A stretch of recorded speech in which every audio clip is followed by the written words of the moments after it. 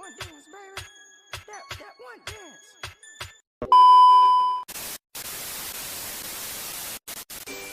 Assalamualaikum warahmatullahi wabarakatuh. Saya Safiana Selinanda Lorenza NIM 3163. Saya perwakilan dari kelompok 3 akan mempresentasikan hasil dari kelompok kami, yaitu tentang penerimaan negara. Berikut adalah nama dari kelompok kami, yaitu yang pertama ada Trismanur Eka Aulia NIM 12406193156. Yang kedua ada Seli Nur Azira dengan NIM 12406193161. Yang ketiga ada saya Safiana Serlinanda Lorenza NIM 12406193163. Dan yang terakhir ada Nur Laili Rahmadani dengan NIM 12406193179. Berikut adalah penjelasan dari video kami. Simak terus penjelasannya dan selamat menonton. Oke, untuk langsung saja materi pertama akan dibacakan oleh Mbak Trisma. Saya Trismanur Eka Aulia NIM 12406193156. Di sini saya akan menjelaskan materi yang pertama, yaitu tentang sumber-sumber penerimaan negara. Pendapatan negara secara lebih luas dapat diartikan sebagai semua penerimaan kas umum negara yang menambah ekuitas dana dalam periode tahun anggaran bersangkutan, yang menjadi hak pemerintah pusat dan yang tidak perlu dibayar kembali oleh pemerintah pusat.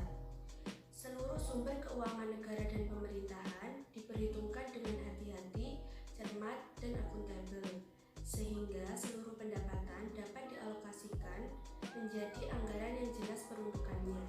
Pada prinsipnya, seluruh penggunaan keuangan negara bertujuan untuk meningkatkan taraf hidup masyarakat.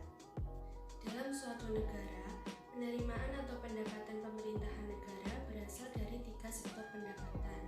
Yang pertama yaitu dari sektor perpajakan, yang terdiri atas 2 penerimaan pendapatan, yang berasal dari pajak dalam negeri dan pajak perdagangan internasional.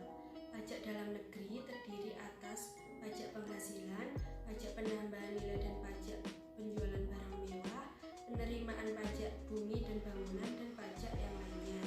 Sedangkan pada pajak perdagangan internasional terdiri atas bea masuk dan pajak ekspor.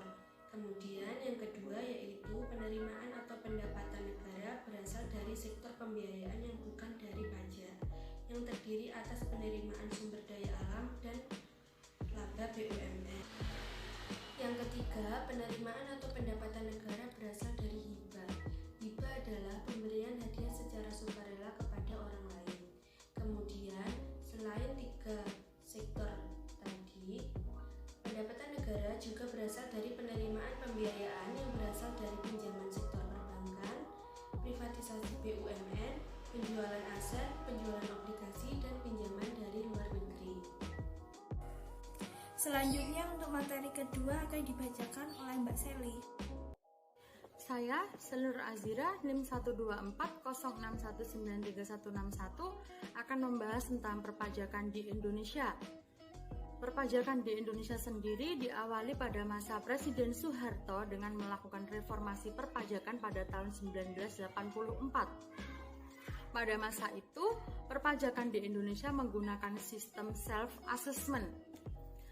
Self-assessment sendiri yaitu setiap wajib pajak diberi kepercayaan untuk mendaftarkan diri, untuk menghitung hutang pajak sendiri, dan melaporkan perhitungan pajaknya kepada kantor pelayanan pajak. Pajak sendiri dibedakan menjadi 2, yaitu pajak orang pribadi dan pajak badan. Orang pribadi yaitu mereka yang mempunyai penghasilan di atas penghasilan tidak kena pajak. Penghasilan tidak kena pajak diatur dalam undang-undang. Yang kedua yaitu badan. Badan merupakan sekelompok orang atau modal yang merupakan kesatuan dalam sebuah organisasi, perusahaan, yayasan, atau lain-lain yang membentuk usaha atau tidak melakukan usaha di negara Republik Indonesia. Dalam pelaporan wajib pajak menggunakan form atau yang biasa disebut dengan surat pemberitahuan atau SPT. SPT sendiri dibagi menjadi 2 macam, yaitu SPT masa dan SPT tahunan. SPT masa yaitu surat pemberitahuan untuk suatu masa pajak atau pelaporannya 1 bulan sekali. Sedangkan SPT tahunan yaitu surat pemberitahuan untuk suatu tahun pajak atau pelaporannya dalam 1 tahun sekali. Pajak sendiri juga mempunyai sasaran atau suatu objek. Objek pajak yaitu segala sesuatu yang dapat dikenai pajak, contohnya pendapatan, barang-barang, kekayaan, dan perpindahan hak milik atas barang-barang. Sedangkan uang pajak dapat digunakan untuk 1. Pembayaran gaji pegawai negeri. Yang kedua, pembangunan sarana umum seperti jalan, jembatan, rumah sakit, sekolah, dan masih banyak lagi. Yang ketiga, untuk pembiayaan lainnya dengan tujuan memberikan rasa aman dan nyaman untuk semua lapisan masyarakat di negara Indonesia. Struktur pajak dapat digolongkan menjadi 3. Yang pertama yaitu pajak dikatakan progresif apabila pajak dikenakan dengan persentase yang semakin tinggi. Karena apabila kemampuan seseorang dalam membayar pajak itu tinggi, maka akan diikuti dengan kenaikan pembayaran pajak yang lebih besar atau yang lebih tinggi. Yang kedua yaitu pajak dikatakan proporsional apabila pajak dikenakan sebanding dengan prosentase perkembangan pendapatan setelah dikurangi dengan kebutuhan esensialnya. Yang ketiga yaitu pajak dikatakan regresif apabila pajak dikenakan dengan perkembangan yang tidak sebanding dengan perkembangan kemampuan pembayaran pajak.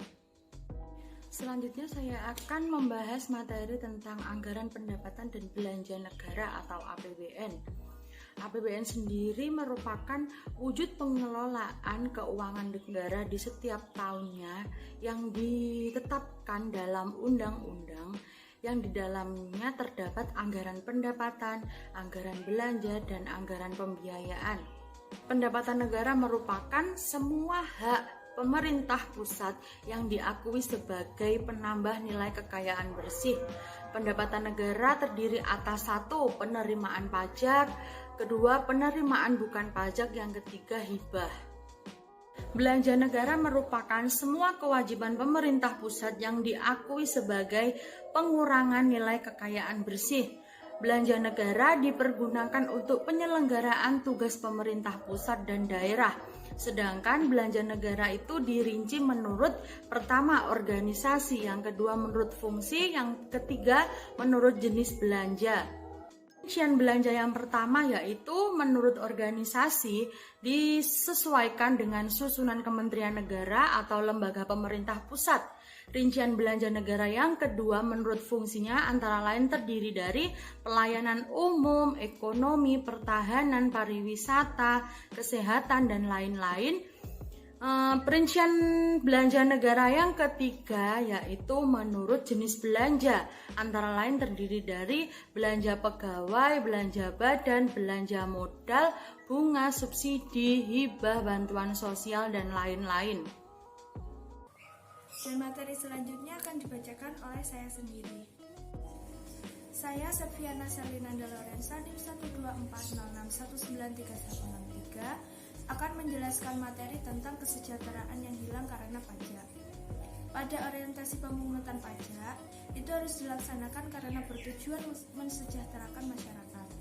Pajak akan menimbulkan beban yang lebih berat daripada nilai yang akan dipungut, dikarenakan kelebihan beban yang ditimbulkan oleh pajak tersebut yang disebut dengan kesejahteraan yang hilang disebabkan oleh pajak atau yang lebih dikenal dengan Wilford Cost of Taxation.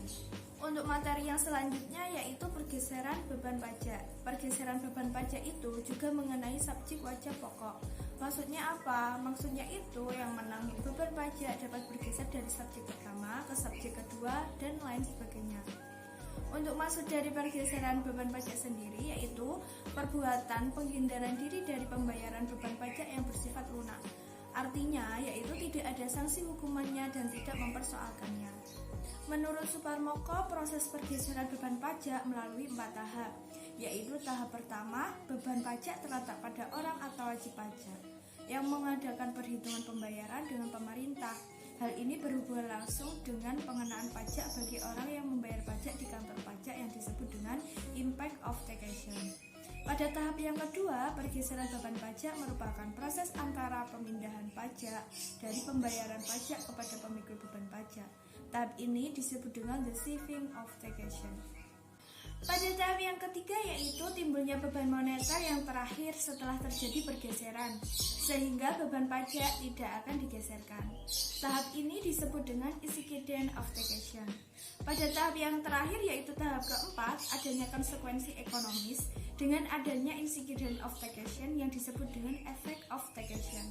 Misalnya, ada kesenjangan ekonomi setelah dikenakan pajak. Pergeseran beban diklasifikasikan ke dalam dua jenis, yaitu satu, forward shifting, yang kedua, backward shifting. Forward shifting itu apa? Yaitu kondisi di mana beban pajak dialihkan searah dengan arus barang, kena pajak ke produksi, ke distributor, ke konsumen, tergantung dari siapa yang terakhir mengkonsumsi barang tersebut. Yang kedua yaitu backward shifting, artinya berlaku sebaliknya, di mana beban pajak digeser berlawanan dengan arah arus barang sehingga pergeseran beban pajak memiliki sifat menurun harga. Untuk materi terakhir dan review jurnal akan dibacakan oleh Mbak Laili. Nama saya Nur Laili Ramadhani, NIM 12406193179. Di sini saya akan menjelaskan materi tentang distribusi beban negara. Hal penting mengenai sumber-sumber keuangan negara adalah pemecahan masalah mengenai prinsip-prinsip yang harus dilakukan dalam mendistribusikan beban negara kepada masyarakat, di mana sumber penerimaan keuangan negara terbesar adalah pajak. Pajak memiliki dua fungsi ganda, selain sebagai sumber penerimaan negara, juga sebagai pengatur atau regulatory function. Pajak sebagai pengatur dimaksudkan bahwa pajak digunakan untuk alat mengatur perekonomian agar dapat meningkatkan pertumbuhan perekonomian yang lebih cepat, mengadakan retribusi penghasilan, dan stabilitas ekonomi. Dalam sistem perpajakan negara, terdapat prinsip-prinsip dalam pengenaan pajak untuk setiap individu yang sudah wajib pajak. Nah, prinsip-prinsip pengenaan pajak sendiri ini memiliki 3 teori. Di sini saya akan menjelaskan 3 teori tersebut, di antaranya yang pertama adalah teori Smith-Carners. Nah, pada teori ini sudah dijelaskan dalam PPT sebelumnya, yaitu tentang kesejahteraan yang hilang karena pajak. Di situ sudah dijelaskan tentang Smith-Carners, teori Smith-Carners ini. Nah, teori Smith-Carners ini dikemukakan oleh Adam Smith, di mana Adam Smith mengajukan beberapa prinsip-prinsip pengenaan pajak yang disebut Smith-Carners. Di antaranya adalah prinsip keadilan atau equity, prinsip kepastian atau certainty, prinsip kecocokan atau kelayakan, dan yang terakhir adalah prinsip ekonomi. Yang kedua yaitu tentang benefit approach dan ability to pay approach. Nah, benefit approach dan ability to pay approach ini sudah dijelaskan juga dalam PPT sebelumnya. Di sini saya hanya menjabarkan sedikit tentang benefit approach dan ability to pay approach. Nah, kedua prinsip-prinsip pendekatan ini itu merupakan prinsip kesamaan atau equity, di mana dalam benefit approach berdasarkan pada kesamaan manfaat yang diperoleh oleh setiap individu wajib pajak. Jadi, manfaat yang diterima oleh individu wajib pajak itu sama. Sedangkan dalam ability to pay approach yaitu berdasarkan atas kesamaan pengenaan pajak, itu berdasarkan kemampuan setiap individu dalam menghasilkan keuntungan atau dari penghasilan kehidupan sehari-hari. Yang ketiga merupakan konsep equal sacrifice. Equal sacrifice merupakan pengenaan pajak berdasarkan beban real, yaitu besarnya kepuasan yang hilang akibat dari pengenaan pajak tersebut. Nah, dalam equal sacrifice ini terdapat 3 prinsip. Yang pertama merupakan kesamaan pengorbanan secara absolut, di mana pajak hendaknya dibebankan kepada wajib pajak sedemikian rupa sehingga beban real atau kepuasan yang hilang dari masing-masing pembayar pajak itu sama. Yang kedua yaitu kesamaan pengorbanan secara proporsional, di mana pajak hendaknya didistribusikan kepada wajib pajak sedemikian rupa sehingga jumlah kepuasan yang hilang yang diderita oleh masing-masing wajib pajak itu sebanding dengan manfaat yang didapatkan oleh masing-masing pajak. Yang ketiga yaitu kesamaan pengorbanan secara marginal, di mana pajak dikehendaki itu didistribusikan sedemikian rupa di antara wajib pajak sehingga masing-masing akan memiliki sejumlah pendapatan setelah dikenai pajak yang dapat memberikan guna batas yang sama. Review jurnal. Jurnal yang kami review berjudul Analisis Pemeriksaan Pajak dalam Rangka Optimalisasi Penerimaan Negara di Sektor Perpajakan yang ditulis oleh Bambang Irawan dan Teguh Budiono. Tujuan penelitian jurnal ini adalah untuk mengetahui bagaimanakah pemeriksaan pajak dapat mengoptimalkan penerimaan negara di sektor perpajakan. Yang kedua, faktor apa yang menjadi penghambat dalam melaksanakan pemeriksaan pajak serta solusi yang dapat dilakukan untuk mengatasi hambatan tersebut. Metode penelitian yang dilakukan adalah metode pendekatan kualitatif dengan melakukan observasi, studi dokumen, dan wawancara terhadap 6 orang stakeholder yang sudah memahami terkait pelaksanaan pemeriksaan pajak. Hasil penelitian ini menunjukkan bahwa pemeriksaan pajak yang dapat mengoptimalkan penerimaan negara di sektor perpajakan itu dipengaruhi oleh beberapa faktor.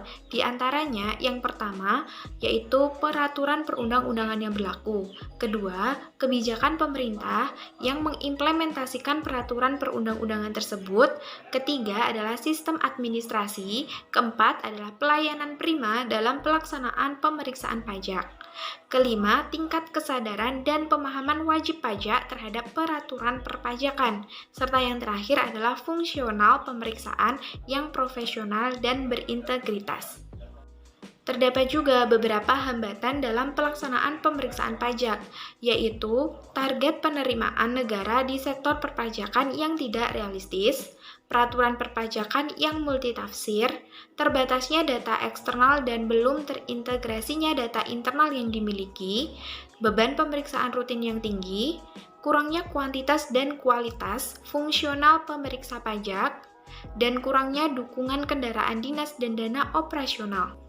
Solusi untuk mengatasi hambatan-hambatan tersebut diantaranya adalah penyusunan target penerimaan harus lebih realistis dengan mengakomodasi faktor-faktor yang mempengaruhi penerimaan.